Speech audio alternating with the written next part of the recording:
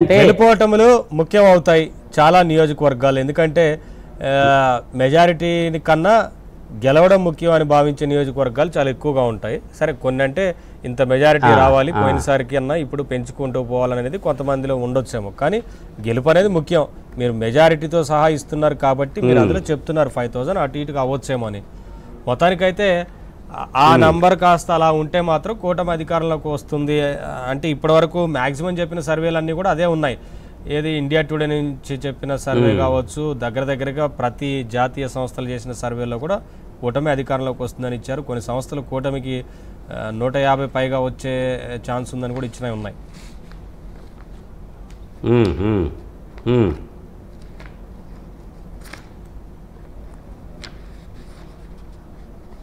మీరు చూసే ఉంటారు, మేము ఇచ్చిన దాంట్లో మీకు మ్యాక్సిమం మెజారిటీ పిఠాపురం ఇస్తున్నారు.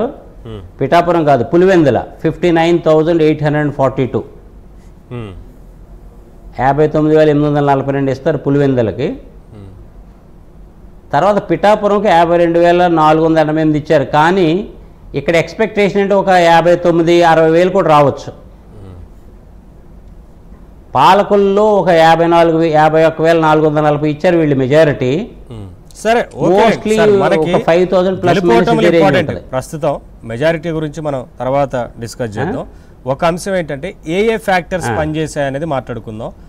ఇప్పుడు మహిళలు ఎవరి వైపు ఎక్కువగా ఉన్నారు అనే విషయంలో వైసీపీ ఏమో పెద్ద ఎత్తున మేము సంక్షేమ పథకాలు చేశాం కాబట్టి మా వైపు మహిళలంతా మహిళా ఓటర్లందరూ టర్న్ అయ్యారని ఒక రకంగా చెప్పుకుంటూ ప్రచారాన్ని అయితే ప్రారంభించారు. సో ఆ విషయాలు చెప్పినప్పుడు మీరేమంటారు? అది మహిళలు ఒక 60% వైఎస్ఆర్. మహిళల్లో జనరల్గా విలేజ్లో తిరిగినప్పుడు మా సర్వే చేసిన కుర్రాళ్ళు చెప్పింది ఏంటంటే 60% మహిళలు వైఎస్ఆర్ సైడే ఉన్నారని. కానీ కొంతమంది ఇప్పుడు లాస్ట్ టైం కూడా ఈ బెనిఫిట్ తీసుకున్నా కానీ ఎగనెస్ట్ ఉన్నారు. కరెక్టే సార్. ఇప్పుడు లాస్ట్ టైం కూడా సంక్షేమ పథకాల విషయం గత ప్రభుత్వం కూడా చేసినప్పుడు మీకు తెలుసు, పసుపు కుంకుమ పేరుతో ఆ రోజు అందరి ఖాతాలో 10,000 రూపాయలు వేసినా కూడా ఆ తర్వాత పెద్ద ఎత్తున ఓటర్లలో మహిళలే క్యూ లైన్లో నించొని ఓట్లు వేశారు, మేమే గెలవబోతున్నామంటూ అప్పుడు అధికార పార్టీ ప్రకటించింది, చెప్పారు. కానీ మరి ఆ రోజు 10,000 రూపాయల చొప్పున పసుపు కుంకుమ పేరుతో వేసినా కూడా ఓట్లు పడలేదు కదా. మరి ఇవాళ సంక్షేమ పథకాలు ఇస్తున్నాము, మహిళలంతా మా వైపే ఉన్నారని చెప్పడానికి ఎలా ఆస్కారం ఉంటుంది? ఒక్కసారి మహిళలే కాదు అందరూ డిసైడ్ అయితే ప్రభుత్వాన్ని మార్చేందుకే అవకాశం ఎక్కువగా ఉంటుందనేది తాజా సర్వేలు బట్టి చూస్తే కనిపిస్తోంది కదా అనేది. ఏంటంటే ఇండియాలో మీరు 20 సంవత్సరాల పొలిటికల్ హిస్టరీ కానీ ఇండియా చూస్తే మన ఓటర్స్, ఇండియన్ ఓటర్స్ చాలా మెచ్యూర్డ్. ఇప్పుడు ఏ గవర్నమెంట్ రావాలి, ఏ గవర్నమెంట్ పనిచేస్తుందని నేను అదే చెప్పాను, ముందే చెప్పాను. 5 సంవత్సరాలు దాన్ని అబ్జర్వ్ చేస్తారు, సైలెంట్గా అబ్జర్వ్ చేస్తారు. ఎందుకంటే మనం వెల్ఫేర్ స్కీమ్స్ ఇస్తున్నామా లేదా, లేకపోతే ఇంకా వేరే చేస్తున్నామా లేదా అన్నీ అబ్జర్వ్ చేస్తారు. ఒక్క వెల్ఫేర్ స్కీమ్ ఇచ్చినంత మాత్రాన పబ్లిక్ మనకు ఏదో ఓటు వేసేస్తారని కానీ పబ్లిక్లో అలా ఉండదు. ఇప్పుడు ఉత్తరప్రదేశ్లో కానీ మిగతా స్టేట్లో వెల్ఫేర్ స్కీమ్స్ అక్కడ చాలా ఇచ్చారు. ఒకసారి సమాజ్వాదీ పార్టీ టైంలో ఎలక్షన్ 1 year ముందు బేరోజ్ అంటే అన్ఎంప్లాయ్మెంట్ అలవెన్స్,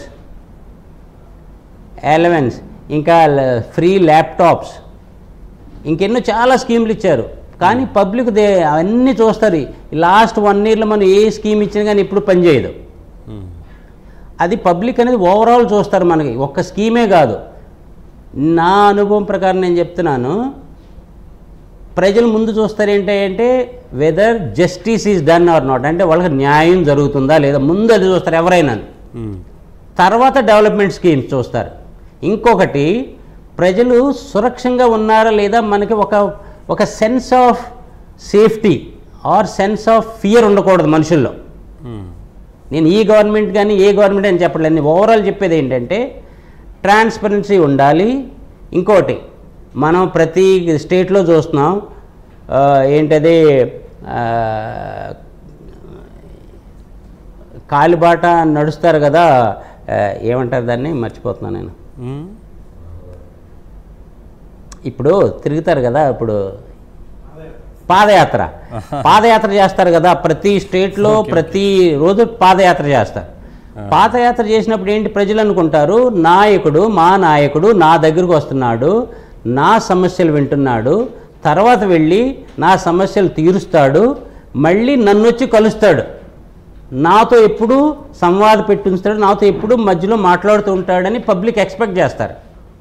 అదే ఇండియాలో మనం ఇంకా మిగతా స్టేట్లో కూడా చూస్తే కొన్ని పార్టీలు పవర్లోకి వచ్చిన తర్వాత ఏం చేస్తారంటే, వాళ్ళు ముందు పాదయాత్ర చేస్తారు, ప్రజల దగ్గరికి వెళ్తారు, వాళ్ళ అన్ని సమస్యలు వింటారు, అన్నీ తీసుకుంటారు, వచ్చిన తర్వాత వాళ్ళతో కాంటాక్ట్ డిస్కనెక్ట్ అయిపోద్ది. తర్వాత మనం సెక్రటరేట్ వచ్చినా లేకపోతే ఎమ్మెల్యేల దగ్గరికి వెళ్ళినా లేకపోతే ఇంకెవరి దగ్గరికి వెళ్ళినా ఎక్కువగా కలుస్తారు, కొంతమంది కలవరు. అది గ్యాప్గానే వచ్చిందంటే ఏ స్టేట్లోనైనా ఆ గవర్నమెంట్ కొంచెం ప్రాబ్లమ్స్ వస్తాయి. సార్ ఇప్పుడు ఉద్యోగులు ముఖ్యంగా ఇప్పుడు ఓట్లు తీసుకురావు సార్, ఒకటి ఉద్యోగుల అన్నీ ఉండాలి. ఒక not only welfare scheme, you have to have employment, you have to have, మనకి ఇన్ఫ్రాస్ట్రక్చర్ డెవలప్మెంట్ ఉండాలి, ఎంప్లాయ్మెంట్ ఉండాలి, రీజనల్ బ్యాలెన్స్ గ్రోత్ ఉండాలి, అన్ని ఉండాలి. తర్వాత ప్రజలకి మాకు ఒక న్యాయం జరుగుతుంది, మాకు అన్నీ జరుగుతుంది, ఆ ఫీలింగ్ ఉండాలి. మనకి ఎప్పుడు భయము అలాంటి ఫీలింగ్ అంటూ పబ్లిక్లో ఉండకూడదు. ఇప్పుడు ఇందులో కూడా చాలా సర్వే చేస్తున్న సందర్భంలో కూడా అధికార పార్టీకి ఓటు వేయలేదని చెప్తే రేపటి రోజున ఏమంటారో ఏంటో ఏ గొడవ